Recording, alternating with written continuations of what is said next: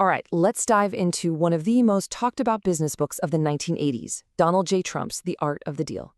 Now, this book came out back in 1987, and it's part memoir, part how-to guide. What we're going to do is distill the core philosophy using the book's own words to really understand the principles it lays out. Right from the get-go, the book makes it clear that deal-making isn't just about getting rich. It's presented as a creative passion. The author says, "Other people paint beautifully on canvas or write wonderful poetry. I like making deals, preferably big deals. That's how I get my kicks."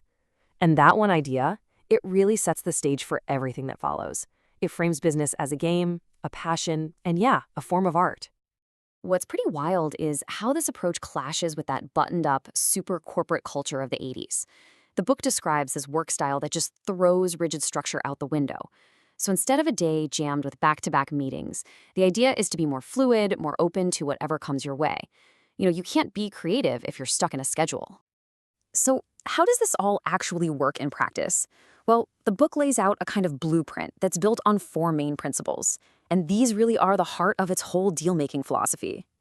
Okay, so it all breaks down into these 4 key elements. First, you think big. Then, you use your leverage. After that, you protect the downside. And finally, you have to deliver the goods. Let's start right at the top. First up, think big. This is all about ambition. The book argues that just aiming incredibly high is a huge strategic advantage. The whole idea is that most people hold themselves back because they're scared, which in turn creates this massive opening for anyone who's willing to chase a much grander vision. It's really a mindset of scaling up every single project from day one. And you can see this play out perfectly in the book's own story. The author talks about watching his father build a successful business with solid, practical housing in Brooklyn and Queens. But his own vision? It was different. As he puts it, "I realized that Forest Hills was great, but Forest Hills isn't Fifth Avenue." That jump from the outer boroughs to the center of Manhattan, that's thinking big in a nutshell. Okay, that brings us to the second principle. If thinking big is the what, then using leverage is the how. This is where the book really gets into the nitty-gritty of negotiation, promotion, and persuasion. According to the book, leverage is everything in a negotiation. It's not just about what you have in your hand. It's about convincing the other side that they absolutely need what you're offering. And that often takes what the book calls imagination and salesmanship, making the other person feel like this deal is the best thing that could ever happen to them. Now, one of the main tools for creating this leverage is let's say, a pretty famous phrase from the book, truthful hyperbole. It's defined as a way to promote something by, exaggerating the facts to build excitement. The argument is that people want to believe in things that are the biggest, the best, the most incredible. This strategy taps right into that desire. And there's this classic story in the book that shows exactly how this works. To get an edge in a negotiation with Holiday Inn, the author describes telling his team to make a vacant lot look like the most active construction site in the history of the world. The instructions were simple. If there's no actual work to do, just have the bulldozers move dirt from one side of the site to the other. It was all about creating the perception of unstoppable momentum. Another huge form of leverage the book talks about is the media. The author points out that a full-page ad in the New York Times might run you 40 grand, but a single positive news story? That's worth way more, because it's free and people find it more credible.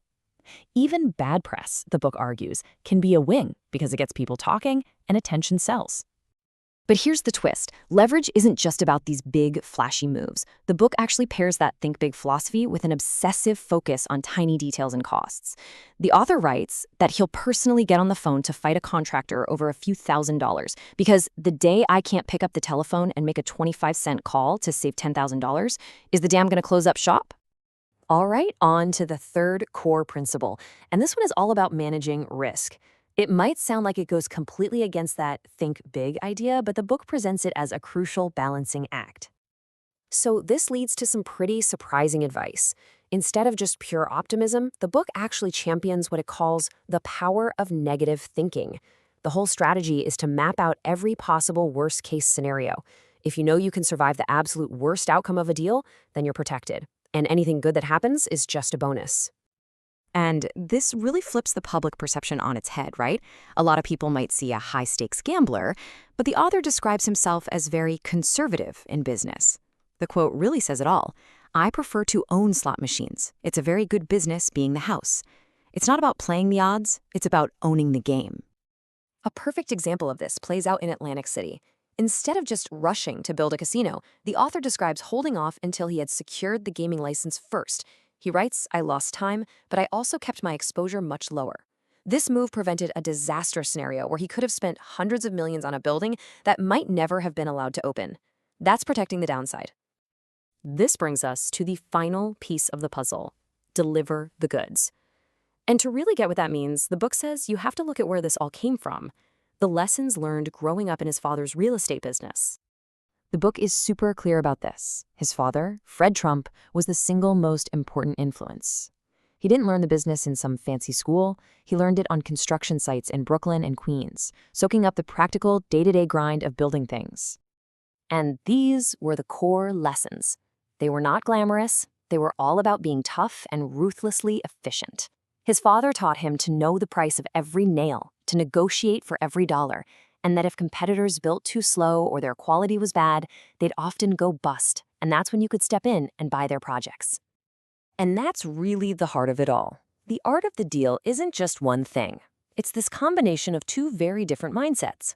It's about pairing that huge, think big vision with the gritty, penny-pinching lessons learned from his dad. You build buzz with hyperbole, but then you have to deliver the goods with a top-quality product. You aim for the sky, but you also fight over a $10,000 charge. It's that blend of big vision and tiny details that defines the whole philosophy. So in the end, the book itself kind of raises this fascinating question. It claims that deal-making is an instinct, something that's in the genes. So we'll leave you with this to think about. Now that we've broken down the principles, do you think this is a blueprint that anyone can copy for success, or is it just the unique, personal instinct of one person?